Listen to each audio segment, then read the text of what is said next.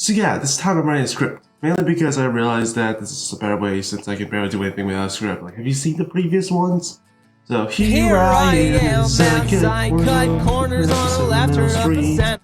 Anyways, it's already explained the reason why I'm like reading all these books and like sharing it now.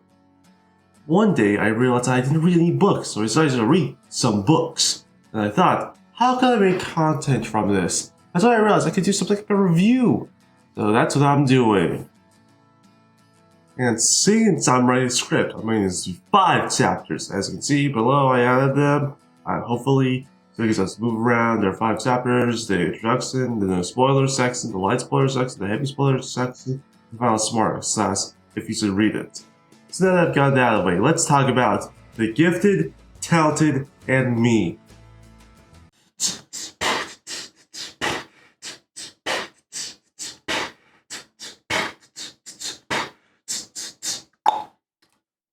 Not the beatbox. That's just doing this for the intro.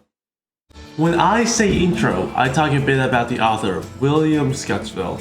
William was born back in 1971 and he's British and has been writing books since 1996, being the person to write New Boy, his first book, and Whatever Makes You Happy, which is made into a 2019 film by Netflix under the title Otherhood. The Gifted, Talented Me released in March 2019 and is the second newest book behind The Summer We Turn Green. When I was looking for controversies, I saw Peter William Sketchville was sentenced to 20 concurrent years of life imprisonment. And instantly I was like, oh okay, cool, maybe I shouldn't talk about this book. After a little research, it's just a different person. I can't find anything particular about the guy himself, not the guy who's in prison. I guess that's the end of the intro because I can't really find anything else on him. Now we're going to go to the actual book. What I was most surprised about Sketchville is how modern it feels like. When I first read this, I thought it was someone who just like started writing books. But like, no, it's like, this guy's been writing for so long. So I guess it's just like actually go into it. The book tells of a story of Sam, who is just a normal average teenage boy of 15 years old. His dad made some big hits somehow, and then they became rich. His family moved to London, that place, London, or however to do a British accent. His mom decided that her kids have to move towards a new type of education system, where they can tap their hidden talents and gifts. And that really sounds like my worst nightmare. Or something that I not only stop being human, but also have to always express myself. In school I have digital arts, and that's still way too hard for me to express myself. And I also do acting, poems, and dancing. I'm going to do sports though, so I can now be disappointed in different ways. So yeah, on the back it's just a random line from there, but it really does fit. Well, basically, he is in this school, and when the teacher asks, what is your talent? And Sam says, soccer. And the teacher says back, you're kidding me, right? That is literally me. Well, not with soccer, because I hate soccer. It's also called football. Because they're British. Right? They call it... Don't only Americans call it soccer? I don't know. The rest of his siblings are doing way better, obviously. His little sister Freya doing well in art, and his older brother Ethan finds a band to do emo music. And the mom is writing multiple things, including pottery, poems, and drumming. Most are complete flops, like my second bad talking. And you might think that I'm just absentmindedly going around just the story, like whatever plot I think is going through. Yeah, this is the no spoiler section. I'm almost done. I'm gonna go through a few characters now. Sam, like the title says, he is talented or gifted. Well, it's like math, Mekor. It's not said that he's gifted at it, but he likes soccer. There are no sports in the school since it said that one of the teachers said sports make kids violent, which I don't agree with, but I also don't like sports, so 50-50. His personality is like Percy Jackson mixed with Denzi, so I'm saying that he is the other incarnation of pathetic. Freya, the little girl who is one of the best characters in the story, because they're the only character who's continuously funny, and saves Sam from a few bad situations. And best of all, she acts like an actual kid. And as someone who was like a kid like 5 years ago, I can test that asking questions all the time was me. Personally, it's just like when you imagine a child actually acts wondrous, impressible, and a bit more competent than you think they would be. Ethan. So imagine the stereotypical older teenage brother. That is Ethan. His band is called Tangerine Snowflake His Bucket, or something like that. It is actually called that. Why I always think it's like it literally is that. As 4 members, there are a few spoilers in there, which I don't like. It's mostly a side story, but connects with the main story at the end. Like Phineas and Ferb, his personality is the same, kind of like Roderick and Irish Whippy Kid. That's just it. Mom, Sam's mother. When I have a break for a weekend, this is who I want to be. So we can just do 5 different hobbies in the span of a month. I think her personality is kind of like a slightly Republican mother who says she supports gay people. Is way too excited when her son comes out as gay. You know that personality, right? Dad, well, Sam's father, the one that started all this. I forgot the money by selling a business. He's the more starter all. First is the dad who's an idiot trope. Marina. The ultimate fashionista. She goes around in weird clothing like bath mat and makes clothes for the plays that the school presents. The personality is kind of like her exterior. The only difference is that she's the ass slaps her clothing. Only a bit. And really awful and supportive, actually. Is unlike the rest of the characters. Girl who's really good at acting and really popular. It's funny that's also her personality. Her only personality. Everything else is at least like a small spoiler, kind of. Felipe, big guy who bullies Sam for a few times, and that's kind of it. At least it's not a non-spoiler version. His personality is kind of like a Bruce personality, but that's kind of it. There are a few other characters in the story, but not part of the story at all. I mean, like, not a lot of characters. This is getting me into myself. At the beginning, now spoilers, since the first 30 pages are still available on free, so if you haven't read those, just go on there for free, like now.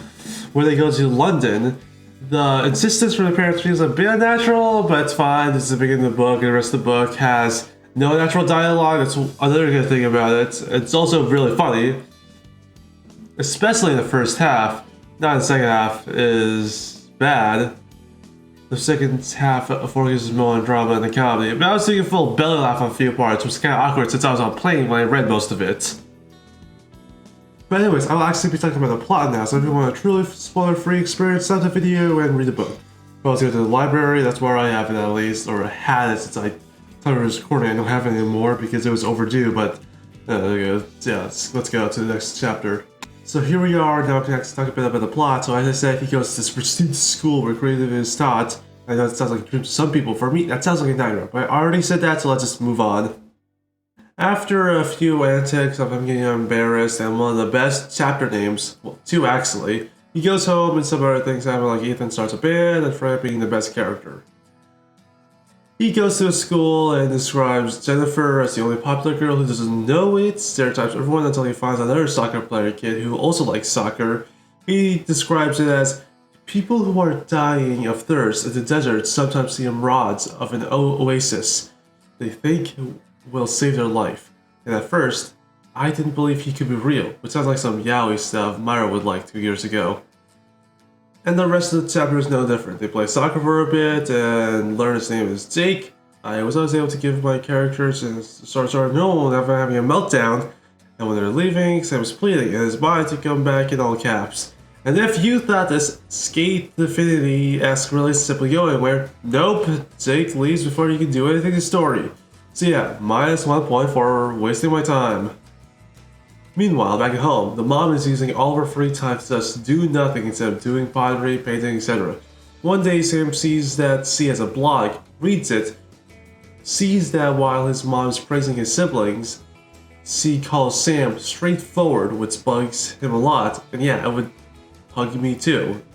Then during dinner, he confronts his mom and about it, and yeah, that's cool. Freya laughs his piss bucket, and Ethan says that the band is a weird band. I guess I'm gonna have to talk about it.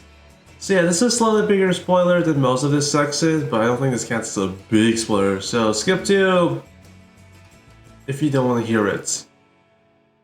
So yeah, this is how Ethan quote-unquote comes out as gay. And the reason why is that later on he reveals that he was identified as gay, obviously about the quote-unquote queer band, which I just want to say is accurate. When I was a guy who first discovered the LGBTQ plus community back in like 2021 to 2022 I wanted to be part of the community so bad. I wanted to be gay and You think that's maybe too much information, but no, this is my video, and the TMI is when you share information that I don't want you to know. I have eventually grown out of that, but it's still something that haunts me to this day. So you may be thinking, if that part is accurate, then why are you still mad at it? Well, you know how it's a quote-unquote queer band, right? Well, later on, Ethan makes out with one of the other members of the band, Cass. The problem is that he has a girlfriend. Remember how it was rented to be gay?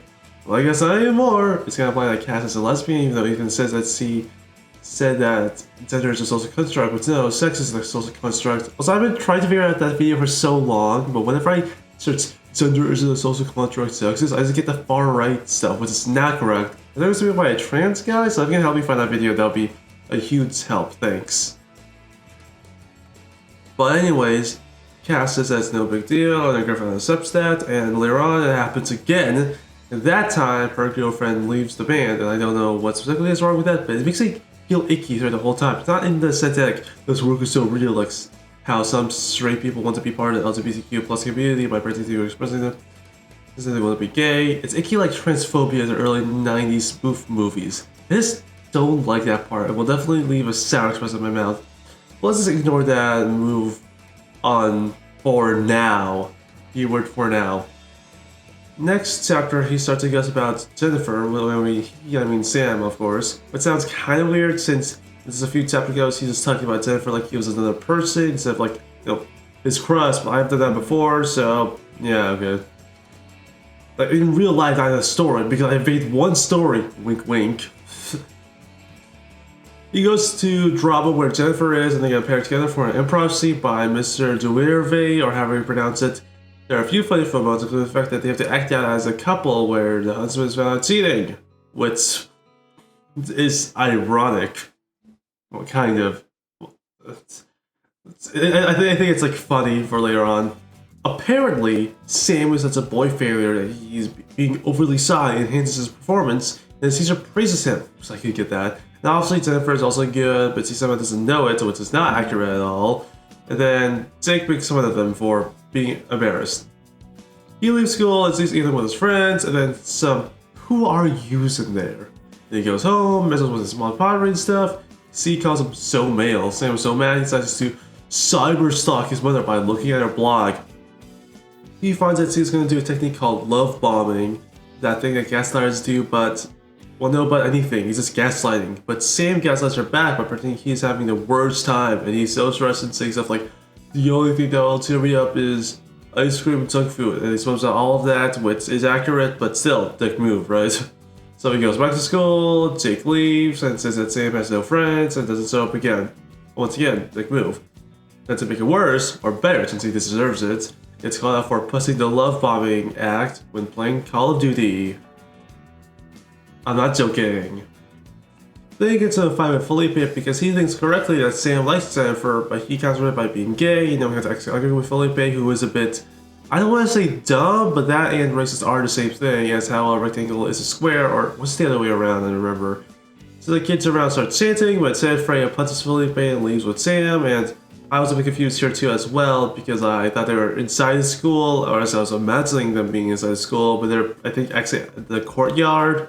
But yeah, I just want to say that I was also a bit confused. Ethan is also there. It says that he's not gay. He wants to get more girls. By the way, the only friend I have who is a girl has no gay friends. So yeah, that's probably not true. Also, Ethan says that the reason why everybody hates you is that you think that everyone hates you. It's no, I just hate myself. But yeah, that's probably correct for him, because after this, he becomes so much better. But, look, no matter how much I feel the story is right or wrong, or left or wrong, this is the UK, I need to remember that it's making fun of Donald Trump, so that's a plus.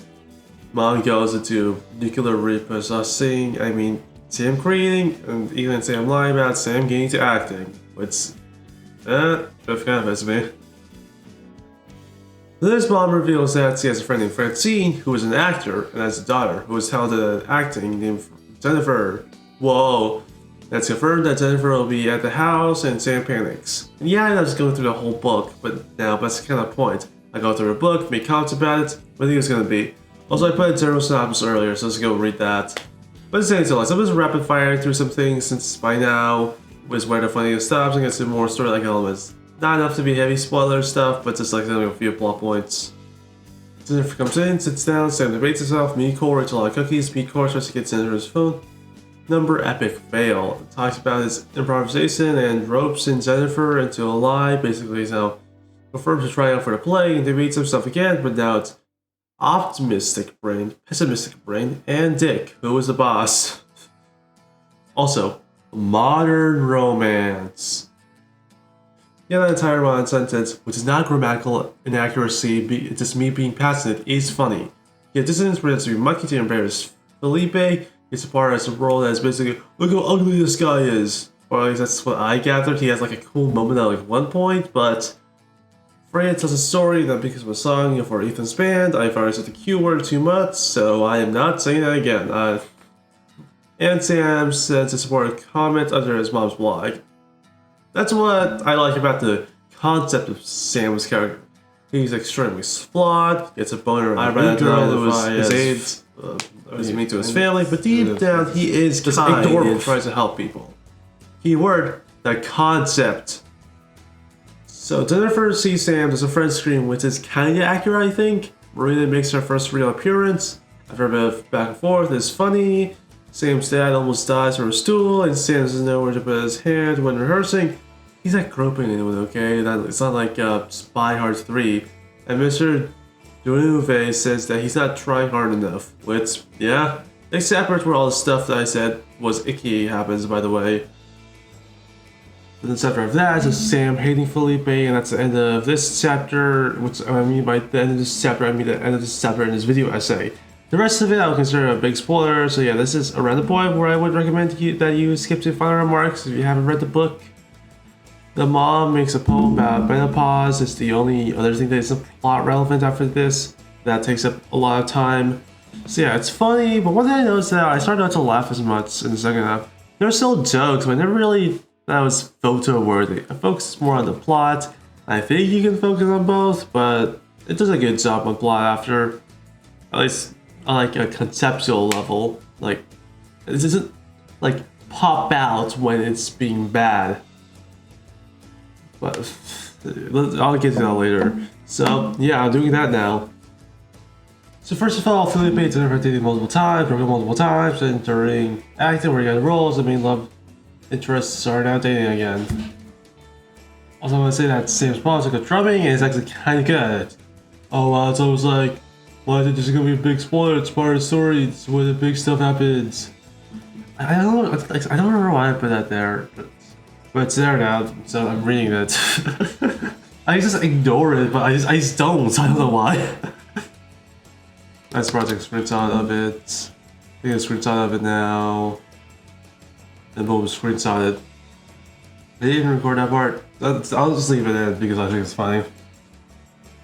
This chapter is definitely going to be more of a retrospective type on the story as a whole instead of a recap. So yeah, I would say it definitely has more foreshadowing, or has better foreshadowing. Multi-chapter foreshadowing, where something is foreshadowed that doesn't have its payoff in just the next chapter. The band, the mob, doing drumming, everything about Jennifer and Felipe, the roles that everyone has in the play, the mask that Sam wears, that's all really good. I guess let's just go over some of the bigger stuff in here as well. So in the mid-spoiler section, I mentioned that Sam was having trouble trying to act, was accurate, I did act a little bit, if you didn't know. So one day a week before they did a full rehearsal, Sam gets Maria for a costume fitting. After some hijinks, Maria suggests a mask. Basically something for Sam to fully get into character. And now Sam has two crushes and is now in a love triangle. Love triangles can be good, but a lot of time it leads to just monotony. The only romance is I like either subverted triangle some way, polyamory, or just don't have one. But I think it was done fine in this. It does do that thing that makes only one now viable because the other one's just a bad person. The mask works and now Sam is no longer a boy failure during rehearsal. Also, Jennifer breaks up with Felipe after Felipe sexts her, but it's meant for someone else, but using the wrong name. Another thing that's 100% real, well, like real as in like realistic. Sam confronts Jennifer while getting a boner. This happens a lot, but when you are actually trying to talk to your crush, that does happen. Especially in high school. Marina compliments Sam's acting and he confronts Jennifer again. No boner this time, but that boner seems to be good luck since he accidentally makes it that Jennifer tries again with Felipe. Sam and Ethan argue for a bit about after the menopause poem. Yeah. And then it's mask fitting. Sam says a small jingle that I still can't get out of my head somehow. And every time Sam thinks he's getting close with Maria, he says something or does something that throws that all away. But I do agree that Jennifer is a horrible human being along with Felipe. Speaking of Felipe, he thanks Sam for helping Jennifer get back Felipe and invites him to the cat's party, but they have no band. That's the multi-chapter foreshadowing. Ethan's sad because he met with someone's girlfriend. Good. And now they have no drummer. Good. But then Sam is also there because the mom's actually really good at drumming. It's happening and Sam is berating himself, but he does well. His family comes in and says he was good. Francine says he has something. Has what? Lice? Cancer? He then insults his name. They get home, Sam and his mom get into a deep conversation about how she was underestimating Sam. It's confirmed that she is in the band and will play at the party. They do 2 more plays and then the party! Alcohol and stuff. Even though they're teenagers. I think it's illegal in Britain. Don't fact check me. Actually, do fact check me. I should probably fact check myself. What am I doing? I definitely go to parties, by the way, and my expression of them are definitely not just from shows and movies. Yeah, definitely not. But first, it turns out that Felipe did not invite the techies, quote unquote, so Marina isn't there. Before texting, Sam invites Marina to the party after some back and forth. The band arrives with the mom in some gnarly 80s clothing, even with the bodega's atmosphere. She doesn't gag herself with a spoon, which honestly sounds bogus, but bag your face and if not, bite me and eat my swords. You wanna be chill pill and stop your bitching and I gotta ask, what's your damage? The band is actually really good, with the mom being even more passionate and crying when Sam compliments them. No Marina, but there is Jennifer mad at Felipe for cheating on her again, and then Jennifer tries to make Felipe jealous by kissing Sam really badly and liking a bad anime. Anime spelled wrong, I think. Marina is right there to see it and runs off. Sam sings a song that Ethan sang when the band was almost lost and remarks that he is not gifted or talented. Well, kinda. When I saw this chapter at first, I was heartbroken, and after it, I didn't have access to my book for a few days, so it was even worse having to wait for it all. Ethan's girlfriend broke up with him. Good. The mom decides to stop making things that almost kill people. Good. As a problem, stop it's not good joke. And yeah, in school, Sam finds Marina, goes onto her school bus and goes in. It's completely inaccurate. You go get a person to the main office, and even then, it's basically a boss was down that rush drive yelling at you, but it's something I don't know anything. Makes up with Marina by saying that he's dick drunk and Marina missed her stop. Cool. And yeah, there it is. I'll summarize this book as a whole next chapter, but I just want to talk a bit about these so that the whole doesn't have as many spoilers. Let's go. I'm going to talk a bit about the romance in the final remarks section. I'm going to talk a bit about Marina here. So yeah, it's fine about what I expect from a standard book, but I'm not looking for a standard romance. I'm looking for something that's good, and this is not it. I mean, the third act breakdown is caused by one of the worst anime tropes. It does somewhat realistically by Marina running for more than one day. Mercedes forgives him just because Sam said his drink's drunk. By the way, once again, not a joke. Well, oh, actually, what did I say? Something was not a joke. Never. Okay, just ignore what I said. So yeah, it fails there, but where else does it fail? Well, as I said, I don't like Ethan and his romance.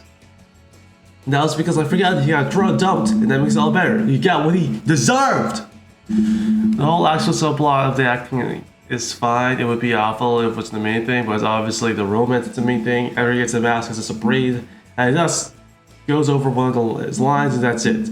I get that it's a book, you can't give me an orchestra to listen to while he says it, but at least expect something more than being less regarded as a random recurring side character in a decent anime. I guess it's a commentary on the mask, we have to succeed. But he doesn't struggle with it, he just goes, look, I have this mask, I can do anything now. That I sound something like Apocalypse, oh my god. And first stuff that happened with Jennifer and Felipe, it is painful but real, and sometimes I don't want realism. But that's usually when the piece of media is on a joke, and here it tries to show what abusive relations looks like in real life. Another book I read earlier, This Will Be Funny Someday, a book I read and actually loved a lot, it had something like this as well. The main character is staying in an abusive relationship because they were unsure what to do. As I think it's been a bit since I read that book. And yeah, there are a few breakdowns with the horror I was feeling when I was reading This Will Be Funny Some Days, unlike anything else. In a nutshell, I want this book to be This Will Be Funny Someday. Here's a tip, you can be more realistic. You can portray abuse realistically, but don't make it a joke. Even though that was not how the author was trying to portray it, it definitely came off like that in the story. I don't really know what to say anything else about this, or at least I don't know what else is there to talk about. I'll just comment on that when I first read it. I felt like the author stopped making jokes, but I realized it was actually just the jokes were not landing. There are a few things, but when you are talking about serious situations, like being cheated on, or actually, that was the only serious thing in the entire thing. So yeah, I didn't do that well here, but let's say that's on a broader sense. So here we are. If you skip the spoiler section, both of them, or just the big one, don't worry, I won't be talking about any big plot twists. I'll say a few things that the characters didn't have good character arcs or any of that. Let's say some don't have any at all, but I think that's one sort of a spoiler. So first, characters. How are they in the story as a whole? Other than being really good about rereading the book to write the script, I don't really like the characters. And yeah, I know rereading the book kind of defeats the purpose of I just read, but I just read it again. I'm gonna touch on this later, but now I'm gonna talk about the quality. And the first thing I realized, where character arc? And I realized that doesn't even make sense until you realize I'm talking about the main character's character arc. And you might be thinking, isn't his character arc to be more confident? But no, not really at least. After the play, Sam is trying to argue with Felipe about something at the end of the book, but he gives up very fast. I think it would have been a cool moment for him not to swallow his feelings for once and instead set them at Felipe. So it's been pretty mean to him, except for once, and that was when he was thanking him for getting his girlfriend back. I decided to, instead of just arguing about this one possibility, I tried to think of other possibilities. And the only other thing I could think of was that he's no longer a quote-unquote nice guy. Which instantly I'll say, Misogynist turning into a good person has been done way better already. I don't agree with this one as well. He does seem to be actually kind of awful, and if he was a nice guy, he doesn't really get punished for being a quote-unquote nice guy.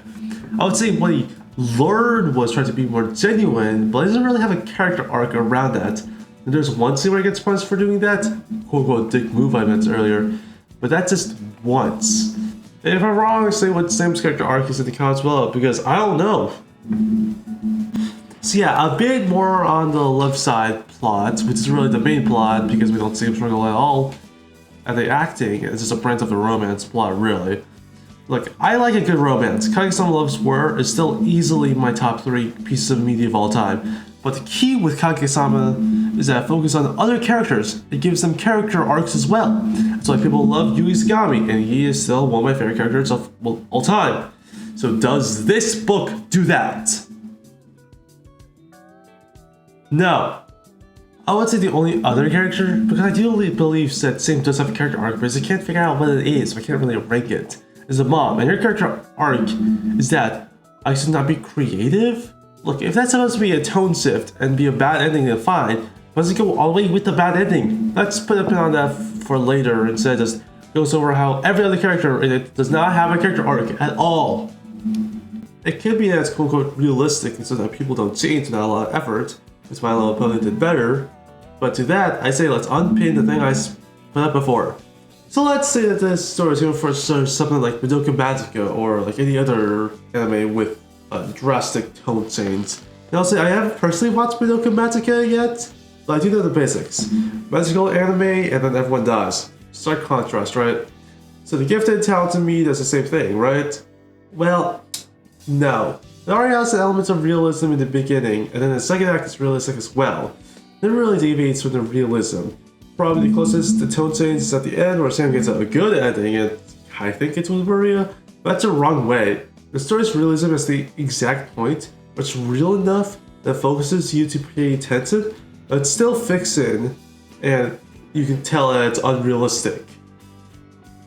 Like, that's the reason why I kept on mentioning that some things are realistic, some things aren't, because, well, it's trying to have some realism in it, not just slice of life. And yeah, that eats a lot of stuff, I will admit. So if you want to know an explanation for all of that, I just say go watch all of Trope Talk. Realism, tone armor, and lamp shading especially. But watch all of it. That's basically where I get all of my like writing tips. Well, at least until I watched Anthony, but while making most of the script, I haven't watched them yet, so it's mostly just her and Trope Talk. After this, I was gonna go a huge ranting like why these characters are very bad because they have learned that they say, but I'm already doing that, so let's just wrap this up, shall we? So is there anything I like about this story other than that it's funny and the dialogue is only pretty good? Well, I was gonna say that its writing style is good as well, but I realized that one of the parts where I would say it's exceptional or where it's funny, like when he is talking to himself or that Modern Love chapter. And look, I know the script is a bit messy, but that happens when you actually reread the book instead of just saying what you read when you first read it. I'll put this into two categories, one for enjoyment and one for criticality. So my enjoyment of the book is like an 8.5-ish. I didn't really like the book. Some parts made me feel really bad afterwards though, so it gets points down for that. And critically, I'll give it a 6 out of 10. Like, pretty good realism? No, I can't say pretty good realism, it's like, realism, but every character including Sam has barely anything to say. In short, if you want to have a laugh and don't care about the characters, then read this, but otherwise, don't. And I can like a story that's just for laughs. I like Saikei and Nichijou, but the difference between those is that the characters are more than just something to move the plot. I like the characters in Saikei and Nichijou. I pretty much hate every single character in this book except for Freya, and see, it's just comedic. There's literally nothing to it. The book theme to me is that don't have creativity after you graduate high school. All you can do is when you become an adult is work, respect your kids, and nothing else. But still, I will fight for my life for that not to happen. Like literally, that's literally the only takeaway I get. So yeah, I just read The Gifted, Talented, and Me.